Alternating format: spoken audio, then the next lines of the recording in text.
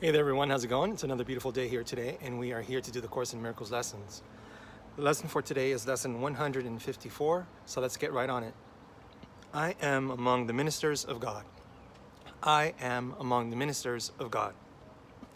Let us today be neither arrogant nor falsely humble. We have gone beyond such foolishness.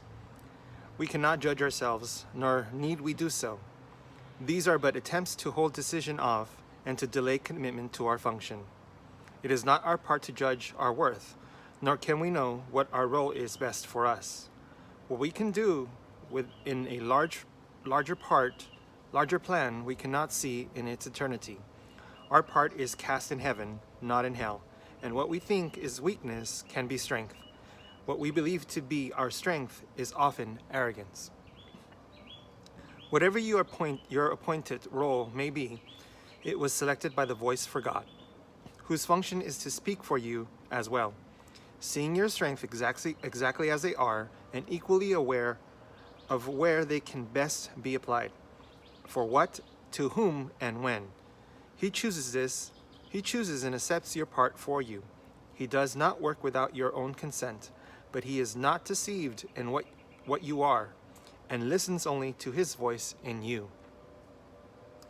It is through his ability to hear one voice, which is his own, that you become aware at last there is one voice in you, and that one voice appoints your function and relays it to you, giving you the strength to understand it, do what it entails, and to succeed in everything you do that is related to it. God has joined his Son in this, and thus his Son becomes his messenger of unity with him. It is this joining through the voice for God, of Father and of Son, that sets apart salvation from the world. It is this voice which speaks of laws the world does not obey, which promises salvation from all sin, with guilt abolished in the mind that God created sinless. Now this mind becomes aware again of who created it and of his lasting union with itself. So it itself the one reality in which its will and that of God are joined. A messenger is not the one who writes the message he delivers, nor does he question the right of him who does, nor ask why he has chosen those who will receive the message that he brings. It is enough that he accept it, give it to the ones for whom it is intended, and fulfill his role in its delivery. If he determines that the message should be, or what, if he determines what the message should be, or what their purpose is, or where they should be carried, he is failing to perform his proper part as bringer of the word. There is one major difference in the role of heaven's messenger, which sets them off from those the world appoints. The messages that they deliver are intended first for them, and it is only that they can accept them for themselves that they can become able to bring them further, and to give them everywhere that they were meant to be.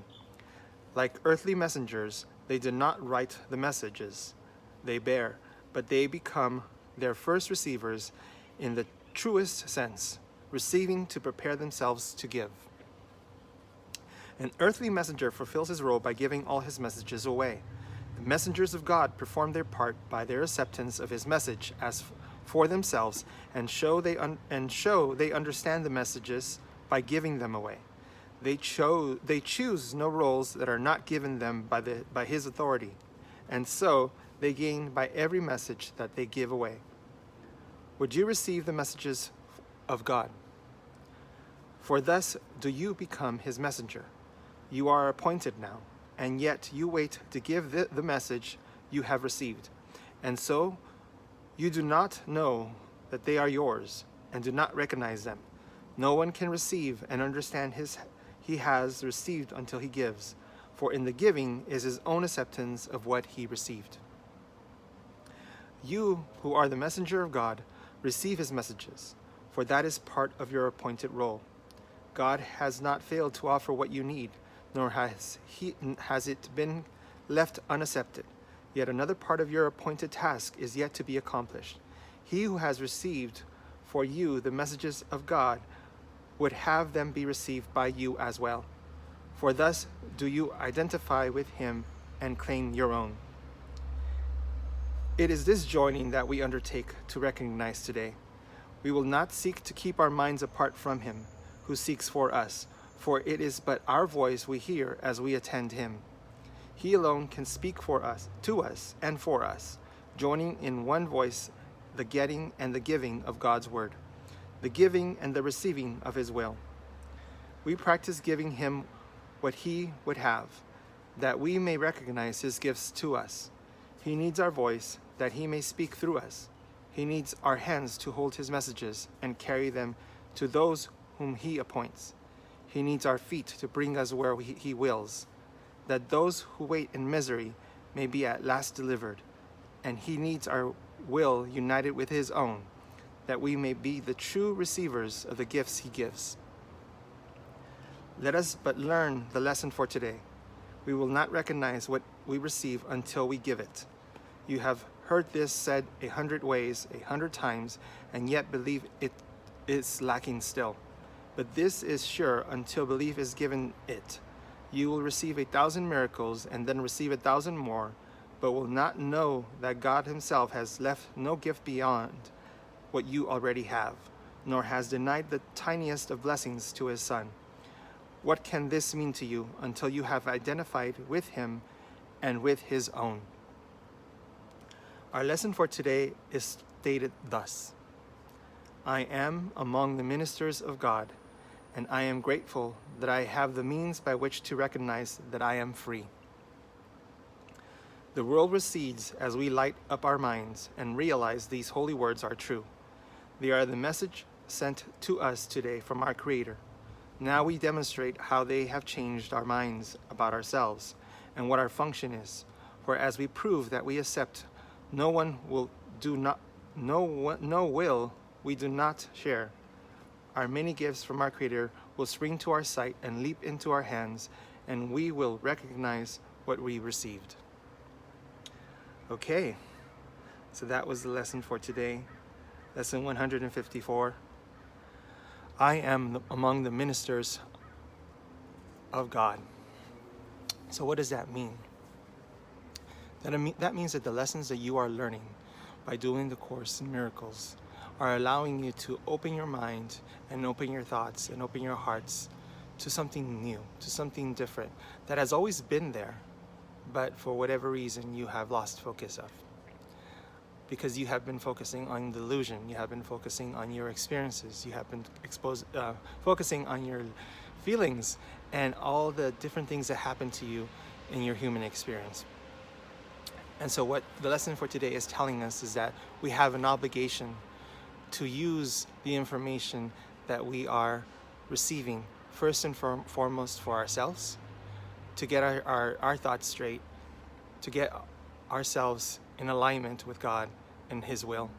And once we do that, to share that information with others, however it be. Now, that doesn't mean you have to go out there and be preaching, but what it does mean is that you live your life accordingly to what you are now learning. In other words, you start seeing the love in everyone, the good in everyone, the God in everyone. You have to make a conscious effort to take your focus away from what your eyes of the illusion are showing you and focus on what the truth is, that every person that you come in contact with has God inside them, and there's beauty and love and peace and joy in everyone.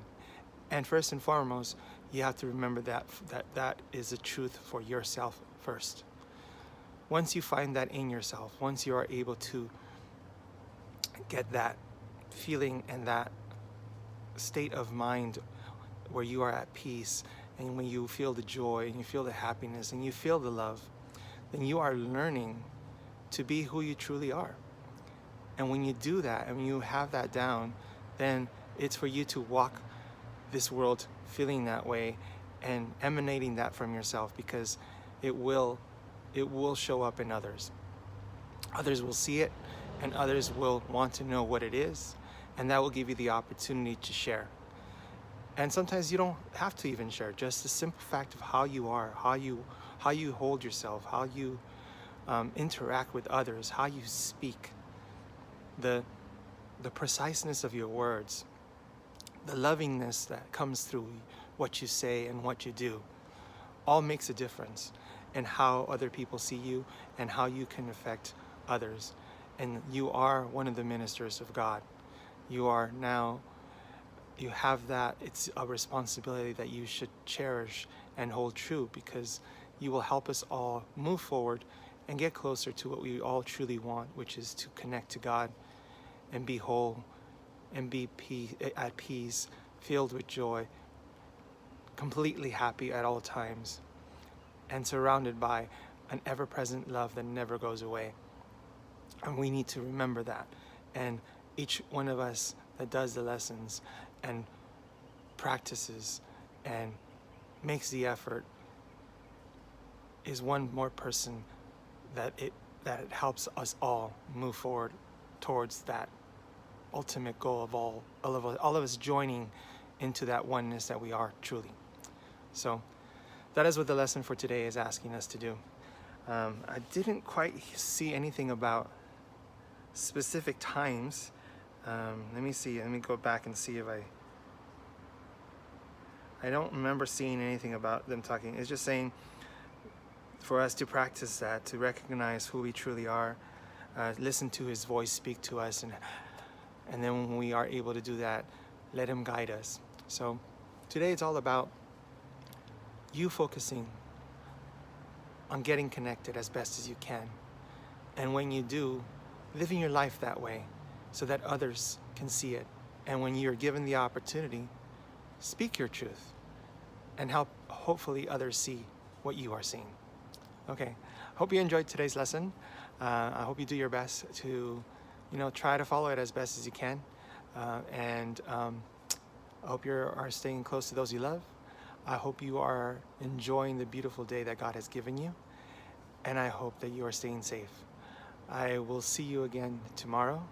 Please join me and let's continue this course in miracles. Bye-bye.